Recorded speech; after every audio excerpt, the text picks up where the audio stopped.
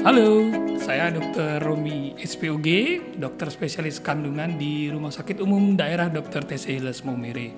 Kali ini saya akan membahas topik mengenai pemeriksaan kehamilan di era new normal, supaya Bunda mengetahui apa sih bedanya ketika pemeriksaan dilakukan pada era new normal ini dengan era normal yang sebelumnya sebelum terjadi pandemi COVID-19. Seperti kita ketahui, pandemi COVID-19 ini masih berlangsung hingga saat ini dan kita tidak tahu kapan dia akan berakhir. Oleh karena itu, Bunda harus selalu siap senantiasa untuk menghadapi era pandemi COVID-19 ini sehingga untuk pemeriksaan kehamilan bisa bersifat lebih aman dan lebih nyaman. Untuk beberapa rekomendasi yang sudah diberikan oleh Perhimpunan Obstetri Ginekologi Indonesia, idealnya semua ibu hamil dilakukan pemeriksaan rapid test saat berkunjung ke rumah sakit. Rapid test ini juga dilayani oleh dokter-dokter yang wajib menggunakan APD, yaitu menggunakan APD minimal untuk level 2 pada saat pasien-pasien tersebut yang dicurigai ada mengidap COVID-19. Biasanya pemeriksaan kehamilan tetap kita bagi menjadi 3 trimester, yaitu trimester pertama, kedua, dan ketiga. Trimester itu artinya setiap 3 bulan. Jadi pada 3 bulan pertama wajib dilakukan screening seperti pada era normal sebelumnya, yaitu pemeriksaan HIV, hepatitis B, sifilis. Kemudian pemeriksaan USG untuk menentukan kapan sebetulnya Bunda akan melahirkan, apakah tepat sesuai dengan yang diperkirakan melalui menstruasi terakhir yang Bunda alami. Pemeriksaan ANC biasanya dilakukan di bidan, kemudian dilakukan rujukan ke dokter apabila diperlukan. Pada era new normal ini, kita sedikit membatasi tentang kunjungan ini. Biasanya, kunjungan yang bisa dilakukan berkali-kali ataupun lebih dari 1 kali, kita batasi hanya 1 kali, kecuali didapatkan gawat darurat. Apa saja gawat darurat itu nanti akan saya bahas belakangan ya.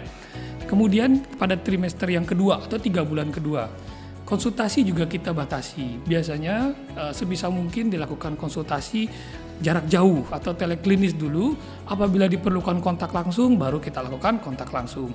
Kecuali apabila ada gawat darurat, ya gawat darurat apa saja itu? Yang pertama, ada perdarahan, kemudian ada nyeri perut yang berulang sebelum waktunya untuk bersalin, kemudian ada keluar air ketuban, kemudian gerak janin berkurang, ada tekanan darah tinggi, ada kejang, ataupun ada gejala-gejala seperti nyeri ulu hati dan pandangan kabur, itu harus segera datang ke pusat fasilitas pelayanan kesehatan tersebut tanpa menunggu waktu lagi.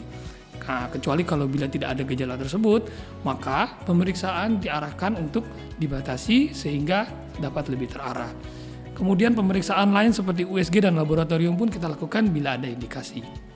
Pada trimester yang ketiga, ini adalah masa-masa untuk persiapan Bunda melahirkan. Di sini biasanya kami lakukan pemeriksaan di usia kehamilan 37 minggu atau lebih.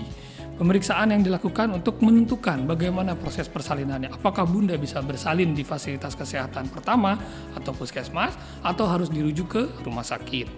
Nah, di sini juga Bunda harus memperhatikan karena kita sudah dibagi oleh buku KIA, yaitu buku yang berwarna pink yang biasa Bunda terima saat Bunda berkunjung ke puskesmas. Di situ banyak dijelaskan apa-apa saja yang harus diperhatikan oleh Bunda sebelum saatnya bersalin.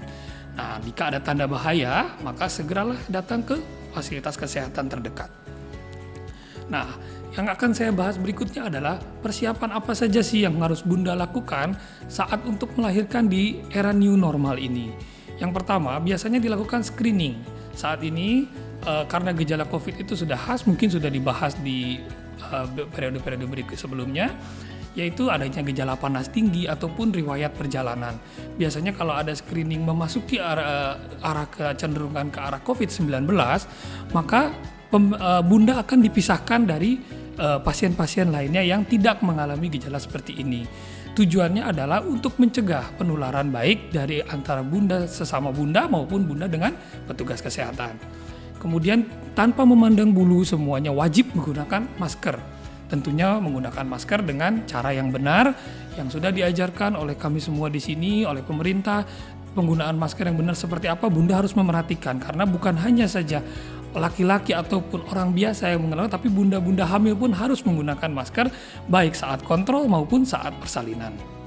Kemudian screening COVID-19 ini juga nanti akan dilakukan dengan melakukan pemeriksaan biasanya menggunakan rapid test. Kemudian saat persalinan pendampingnya tidak boleh lebih dari 1. Jadi Bunda hanya boleh mengajak suami saja yang untuk mendampingi persalinan. Sedangkan om, tante, mertua semua tidak boleh dibawa untuk mendampingi persalinan bunda.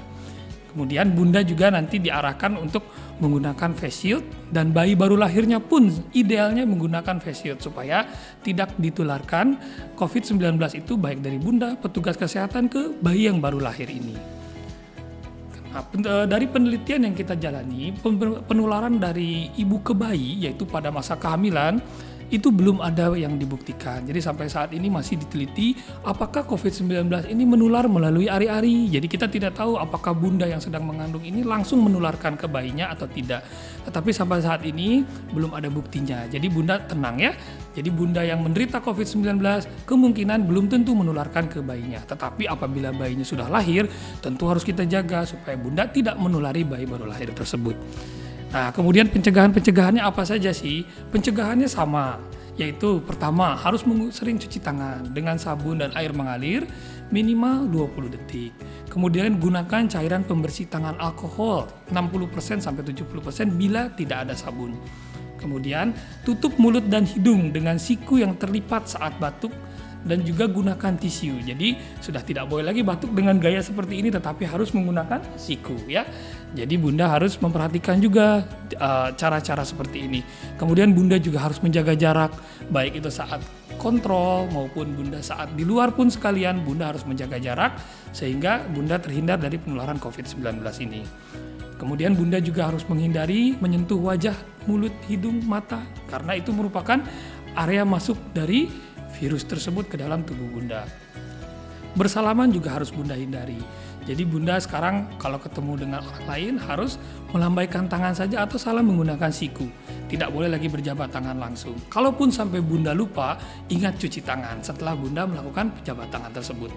Nah, di lain daripada itu, wanita hamil tetap harus menjaga kecukupan makanannya bergizi sehingga karena selain bunda menghidupi bunda sendiri, bunda juga sedang memberikan makanan ke bayi yang sedang bunda kandung. Nah, kehamilan di era new normal ini memang terdengar lebih rumit kalau misalnya kita lihat. Memang idealnya pada saat-saat new normal ini hamil tidak disarankan karena ini sangat riskan penularan baik ke ibu hamil maupun ke bayi. Tetapi kita kembali lagi, ini merupakan hak asasi manusia. Jadi ketika bunda hamil, tolong bunda juga harus menjaga protokol kesehatan sehingga meskipun hamil, bunda dapat menjaga penularan baik itu ke suami, ke anak, maupun ke keluarga dan petugas kesehatan di sekitar bunda. Dari saya segitu untuk kehamilan di era new normal ini. Sehat bersama Idisika, sehatmu bahagia.